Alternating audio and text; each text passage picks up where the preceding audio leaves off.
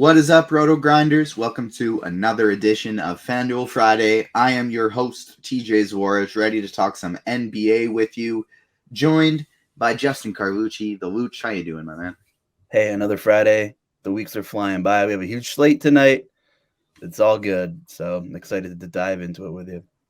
Me as well. We talked about this before the show. I'm snowed in right now. I'm chilling stuck inside my house, and so I got nothing better to do. This is the highlight of my day, getting to come hang out with you. So ready to break this slate down. We're talking FanDuel specifically. We're talking NBA. Dre and I are going to be back later on this wonderful Friday to talk about the NFL slate. But while we're diving into NBA right now, the first thing I want to talk about before we talk about this slate, I'm sure you've noticed this, but with FanDuel specifically, it's tougher lately. There's not the extreme value like we've been used to having. They've been pricing guys up quick. Did the morning grind with Stevie. It's up on YouTube, wherever you get your podcasts, and on the RotoGrinders page as well. And we were talking about this, and everything going through the slate game by game, it was like, yeah, there's some extreme value on DraftKings, but they've been priced up on FanDuel, so it's going to be tougher to get to these guys. And the Jokic's, the Giannis's, the Embiid's, a lot more playable on other sites, but on FanDuel today, we might catch ourselves looking at more of a balanced build, not just today, but in general, because they've been sharp to price guys up this year. They haven't been delayed on it. There's a few exceptions, but from the most part, is this something you've noticed as well? Yeah, I mean, you go back as far as last night, and there really wasn't a ton of obvious value on FanDuel, with some pretty big price differentials between both main sites that users play on. Did you like how I phrased that? Yeah, that was real good. Thank you. So yeah, it's tougher, but I like that it's tough, and it's a little scarier paying up all the way up for a stud to fit in your lineup when you can maybe get a 9 or 9.5K guy and fill your lineup with someone that's 5K flat instead of 3,600. So depends what kind of player you are. If you're into the high stakes or if you low dollar multi-enter, maybe you can be a little more aggressive with some volatile lineup builds. But we did have some injury news, and I'm sure we'll touch upon it, and maybe that'll open some things up. Maybe it'll just make some studs more appealing. So the first place that we have to talk about here, and this is an example of some of these players already being priced up on FanDuel. They're ready for this. We got to talk about the Orlando Magic because they have 8 players available. They're going to have 8 players this game, going to have 8 players next game, all kinds of suspensions. And, Markelle Fultz, Franz Wagner, Paolo Banchero, and Bol Bol are all in great spots, but these guys are kind of priced up and ready. Now, Fultz, 6,800, still a great value. Franz Wagner, 6,600, still a great value. Banchero, 85, still a great play. Bol at 65, I think, is going to be the toughest one to get to, but look at that ownership, 5% or less. That's still a great tournament play for a guy who's probably going to play 35 plus minutes. And then we got these potential values as well with Terrence Ross and Admiral Schofield. I don't know how much we're going to want to play Houston or Harris, but what do you think about this Orlando Magic team? Is this good chalk or bad chalk to you, and do you want to get to any of these value pieces? I mean, I like the high-priced guys, but I'm not playing more than one of them in any of my lineup builds. Personally, I can't fathom more than one ceiling game out of these guys. If my memory serves me correctly, I think they're all more expensive on FanDuel than DK, with Bol having a massive price difference.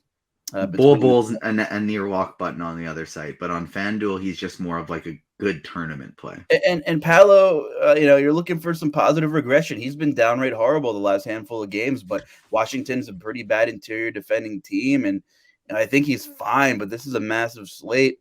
And, I have interest in Ross and Schofield. Terrence Ross has always been a bucket. When he's in, he's going to do his thing. But again, I don't want both of these guys in the same lineup. I want to hope one of them stays hot and gets a little more extra playing time. So I would set a build rule of max of 1 between Ross and Schofield. So I think you got to have these guys in your pool. Just be smart about how you position them and make sure you set some max number of players between them.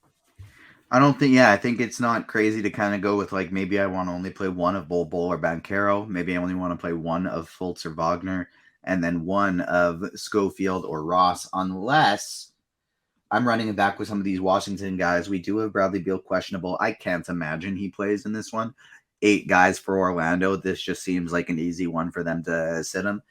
And because of that, I could see something crazy of them just being like, yeah, Kristaps, take the day off as well. If that doesn't happen, the only time I'd be running like the Fultz and the Wagners together is when I am running it back with Kristaps, Porzingis, Monty Morris, Kyle Kuzma, Porzingis being my favorite, Morris being my second favorite if Beal is out.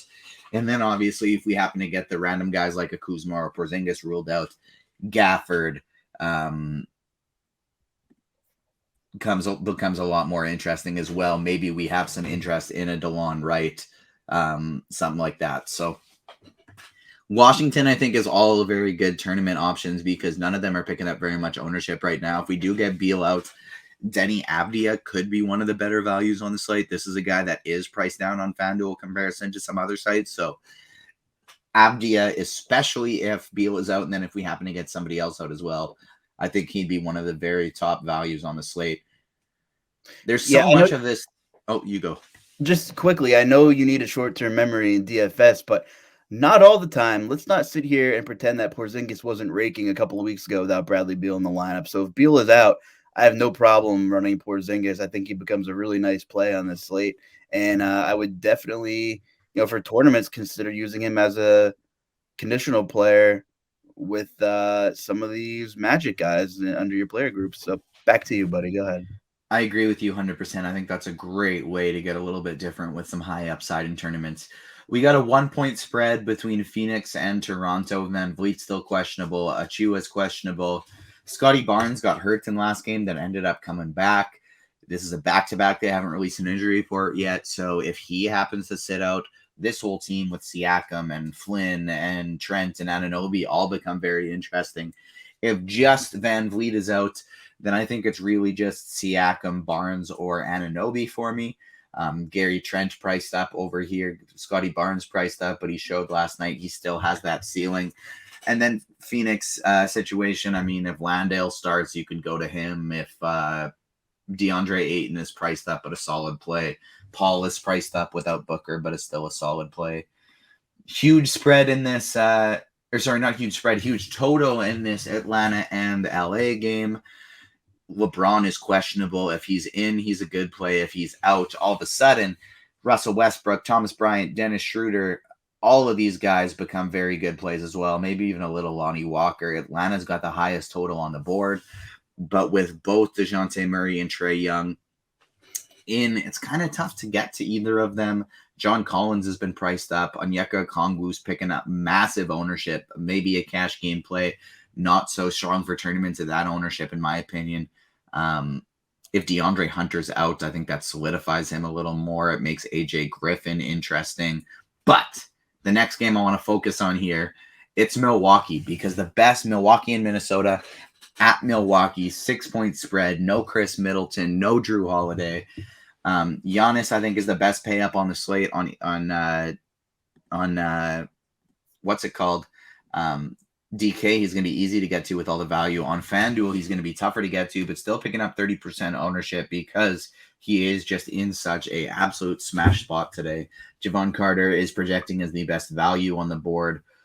What are your thoughts on this Milwaukee and Minnesota game? And I saw you pulling up Russell Westbrook. Are you interested in him even if Braun plays, or is that just a great play if Braun's out? That's a LeBron out play for me, but he's been great per minute. He's been great. He's just not playing minutes. So you can look at the game log, and see fantasy point outputs in the 30s and 40s, but he's playing 25, 28 minutes. If LeBron's out, there's no reason he shouldn't play 34 to 35 minutes if the game's close. So I think Westbrook in that game becomes a pretty intriguing tournament option, kind of a blast from the past, and he has a chance. He's been playing pretty well. He's just not playing the minutes. That's all I'll say about that. And the other thing is Siakam's been incredible. So if Van Fleet's out, I know the Phoenix matchup is brutal, but he's been doing it against Cleveland. He did it against the Knicks. He did it against the Clippers. He's hitting 55 plus. So, and still, even if Van Fleet's out, I think people are going to see that Phoenix matchup and look at all the other studs and probably still not go crazy about Siakam in this spot. So I do like Siakam. getting to your main question, yeah, I think Giannis is the optimal stud to pay up for. I think he's got the highest floor, highest ceiling combo. And Javon Carter, yeah, checks out as probably the best optimal value as well. We've seen his crazy upside in the past. Huge projected ownership number on Pat Connaughton here and Grayson Allen. That's always a little scary. I would separate those two and not have them both in the same lineup, but keep them in the player pool kind of thing. Bobby Portis is a GPP, wild card as always here. Without Middleton, without Drew. What do you think about Bobby Portis in this matchup that should be pretty quick and pace?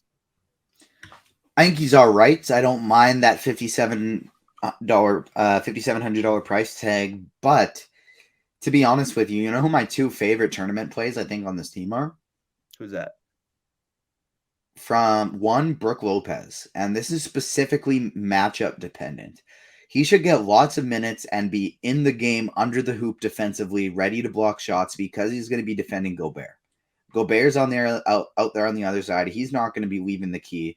This should be one of those high 30-minute games for Brook Lopez, ready to block a lot of shots. The other thing is you look at this from an offensive standpoint. Well, Gobert's going to still be sitting in the key trying to help out on Giannis, and Brook Lopez, we know, is ready to go out there to the three-point line and shoot as many threes as he can, and Gobert's not going to want to be out there guarding him. And so I think Brook Lopez is a very intriguing tournament option today. And then we see 30 minutes projected to Wesley Matthews. We see massive ownership going to Pat Connaughton and Grayson Allen. What if this is the game Joe Ingles picks up a few more minutes? What if Joe Ingles picks up 26, 27 minutes today, 24, 25 minutes instead of only 17, 18, 19 minutes? We see it ticking up a little bit. All these guys out. Joe Ingles could be the guy who comes in and says, all right, I'm back, guys. Let's roll. And so he's somebody I think is somewhat interesting if you're playing a ton of lineups. But like you said, Giannis is the optimal pay up. And I think Brook Lopez is going to be my favorite spend up there. If you are playing a ton of bucks, you're running some value pieces, you're running Giannis, who's your favorite to run it back with on the other side? Personally, I think Anthony Edwards is a great, phenomenal tournament option, but D'Angelo Russell's price is probably a little bit more reasonable to get to. Yeah, but for me, I mean, I think we could both agree on Edwards has the higher ceiling. Of course, the price checks out. He's more expensive for good reason. But, losing Drew and Middleton, those are two pretty premier perimeter defenders here. So I think Anthony Edwards is good. I wouldn't totally attach Edwards to Giannis because, these Minnesota guys don't always get to where they need to be for tournaments. And, Giannis could drop 70 in the position he's in a blowout. He could drop 70 in a blowout because he could be the one-man army that he should be tonight. But I would definitely have some lineup builds if you're multi-entering with one of these Minnesota guys attached to Giannis. I just probably wouldn't, hit the lock button on pairing them together. And the thing is like, I don't know how much higher Edwards' ceiling is than Russell. His floor is just a lot higher. Like, if you look at D'Angelo Russell's game log, I'm trying 40 fantasy points, 27, 49, 30, 18, 45, 44, 35, 40. And then he gets some 55, 56. But just there's the 18 and the 20s kind of in between that. Whereas Edwards, we pretty much know he's locked in for like 38 to 55, 60 every single game. And so from a point per dollar standpoint, I think I like Russell a little bit better. But at 3% ownership, Anthony Edwards is definitely a guy I'd want to get way over the field on. We look at the Chicago-Detroit game. Patrick Williams was questionable, maybe opening up some value for Chicago, but now he's been upgraded to probable. With only Kobe White questionable, I don't think we are interested in any Chicago value. But DeMar DeRozan has been absolutely smashing. Well, Zach LaVine is still underpriced. And they're interesting specifically because even though this is someone that we're looking at, maybe a little bit of blowout potential, I think the Pistons are a team we could be looking to for a little bit of value today. And I am thinking, I'm assuming this is going to change and this is a little bit of broken ownership, but like, why is Alec Burks 1.7% owned? He is a player I want to press the lock button on. Yeah, the other side of the suspension suspension gate, I guess you could say. I mean, he's not going to shoot 92% from the floor again, but we know the guy's a bucket with the ball in his hands. Big price difference between both sites, as you can see. He is squarely in play on DK and should be in play on FanDuel as well. Like, he's a lock for me on DK, but I still think he's a lock Right. for me on FanDuel too. Like, yeah, I kind of feel like this median projection is near a floor. Burks and Joseph here, I think are really good plays. We've seen Bohan have massive games, and no one ever wants to play him. That ownership number is a little higher than like what I would enjoy playing Bohan at, but he is a bucket, man. I'll play Boyan for sure. I'll play Duran. I wouldn't play on FanDuel, but Jaden Ivey I would still get to as well. But to me, this is like, and even like Bay is a fun tournament play. Joseph at 30%, I wouldn't want to play, but like I'm assuming this is all going to shift because like Burks is one of the best RG values on the slate. There's no way he can stay at 2% ownership. I agree. I like Burks a lot.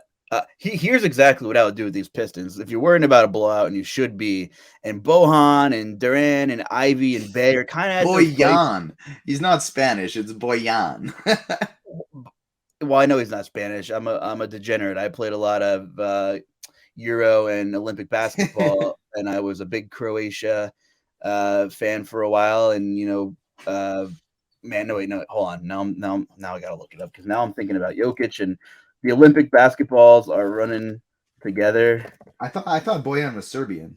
Yeah, he's Croatian. He's Croatian. I was right. Yeah. Yeah, okay. I knew I was right. See, I was really right about the country, wrong about the pronunciation. I wouldn't give you a hard time if we weren't buddies, but I had to make fun just because it was funny. Olympic DFS was crazy because you had Jokic. There we go. That's what I knew. There was a bunch of studs over there. Jokic and both Bogdanoviches and a bunch of guys who like Campazzo was over there for a while before he came over to the NBA. Playing for his country for many years. So I miss Olympic DFS. Anyway, so those guys are kind of all in the mid-range and very volatile, right? Like you're not going to get a ceiling game out of any of them. This is a blowout. If it's close, maybe one of them has a ceiling game. In my opinion, all those guys that are in like the 55 to 61 range are perfect to use as conditional players, running it back with DeRozan or Levine or Vucevic. So I don't want them anywhere else unless this game is close. So that's kind of where I would use that. I think Burks and Corey Joseph can stand alone, though, because they don't have to do nearly as much with their roles and prices to kind of get to where they need to be optimal. Now, I'm assuming this is going to be adjusted, and I think we're probably going to see like 30-40% ownership for Burks. But if for some reason this stays and people are really just stuck in the stars and scrubs build and Corey Joseph is going to be 30% owned, like I wasn't exaggerating. That wasn't hyperbole. I would press just walk on Alec Burks. I'd put him in 100% of lineups, no matter how many I ran, and I wouldn't play any Corey Joseph. That's fair. Take it away with Philly at New Orleans, because I know this was the game you were most excited to talk about. Yeah, just from a tournament perspective, and of course you're going to be paying for Embiid, but you're looking at this ownership number, and maybe it comes out a little bit higher, but especially with the Jrue Holiday news and the bump to Giannis, and it's just a slate filled with so many studs, and of course I'm getting the spinning wheel here, but there is no reason why a man of this caliber player should be sub 5% owned on any slate whatsoever. He has just been unbelievable.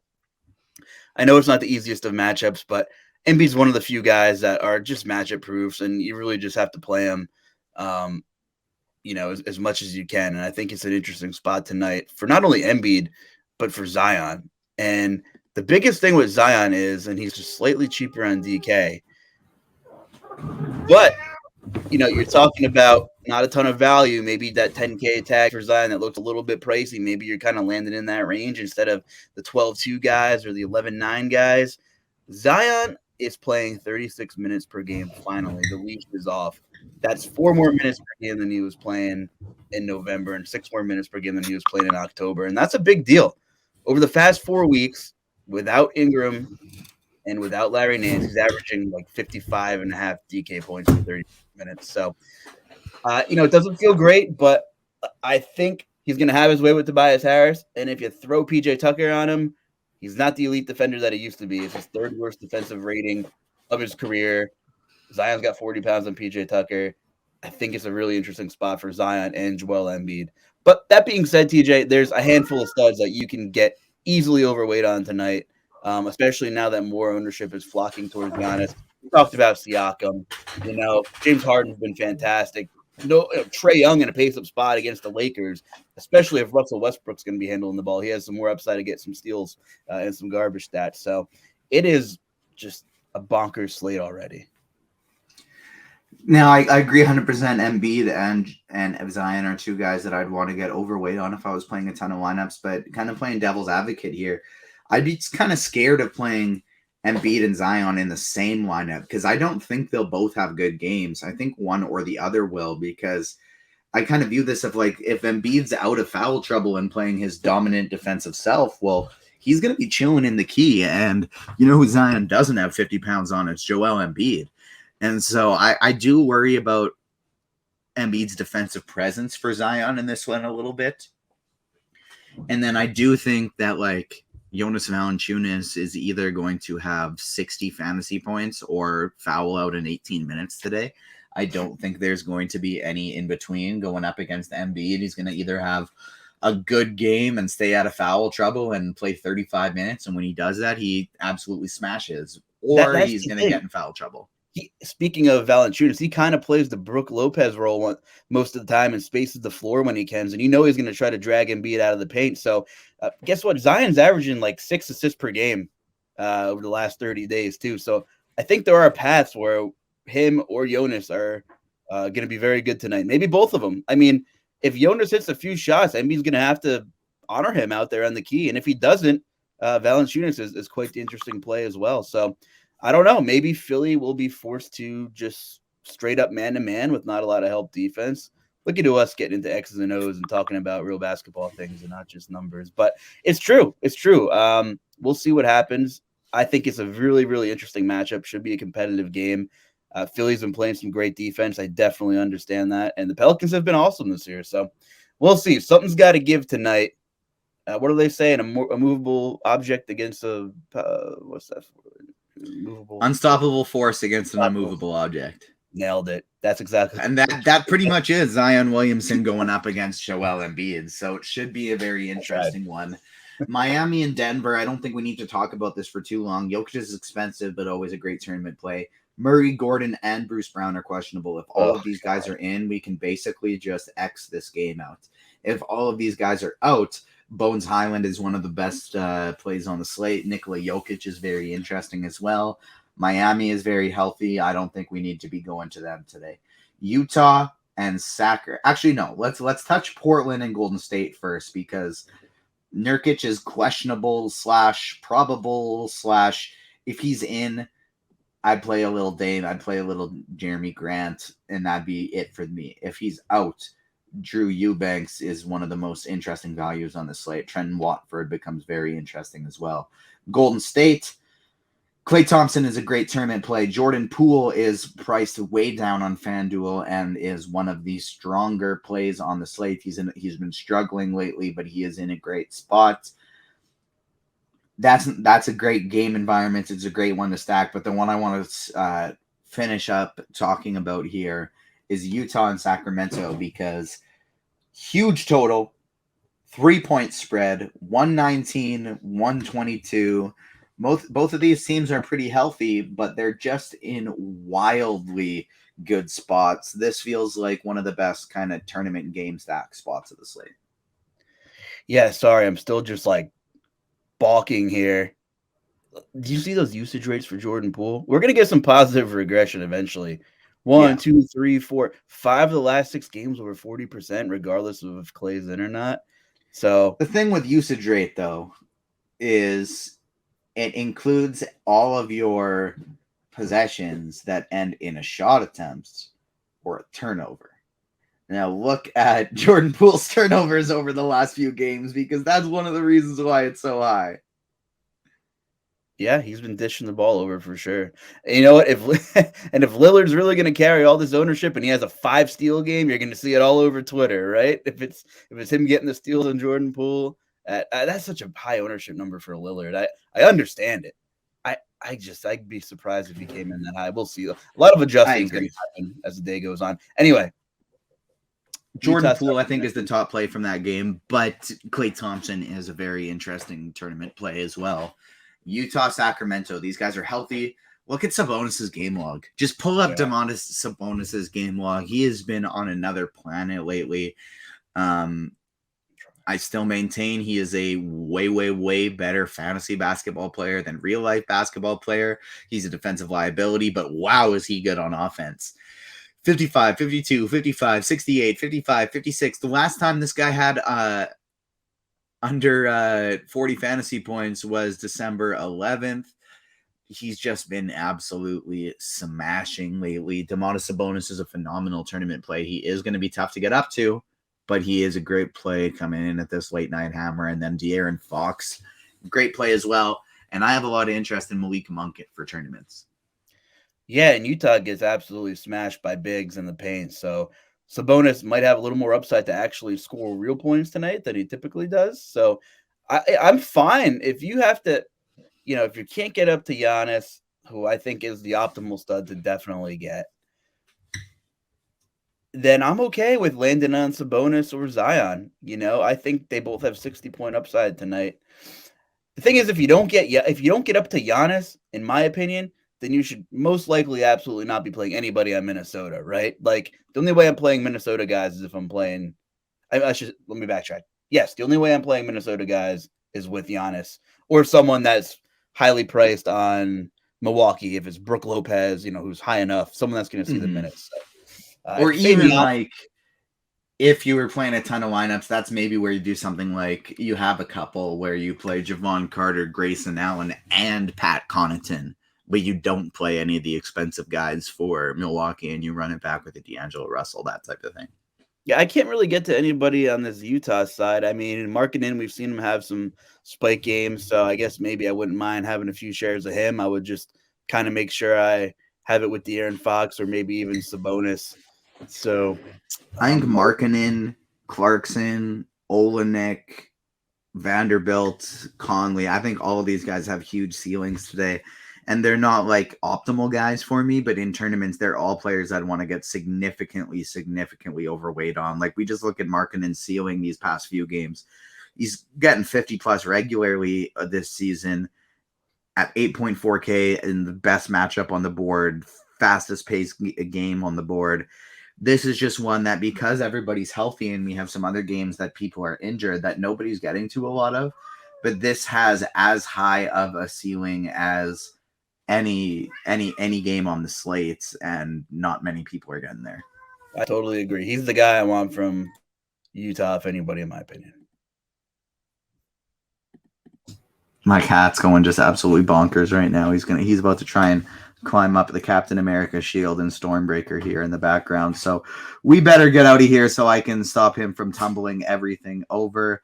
Make sure you're tuned in later for the FanDuel Friday football show with Dre and I breaking stuff down. We're going to be doing some giveaways. Make sure you hit the like button if you are watching this on YouTube. And guess what? Luuch and I are going to be back for Crunch Time NBA later today with Roth, breaking down all this injury news. So if you have any questions, make sure you're tuned into Crunch Time as well, because we're going to be breaking this down from a more in-depth standpoint, less of a 100-foot view and more of a specific injury breakdown, talking about the news. You guys know what Crunch Time is. I don't got to explain it to you.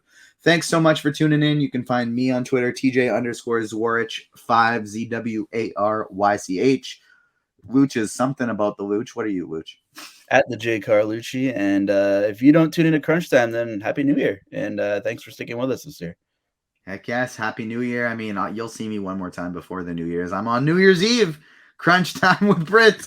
And so I'll be back. But yeah, Happy New Year, everyone. Thanks for tuning in. Hit the like button, and we will see you at Crunch Time today.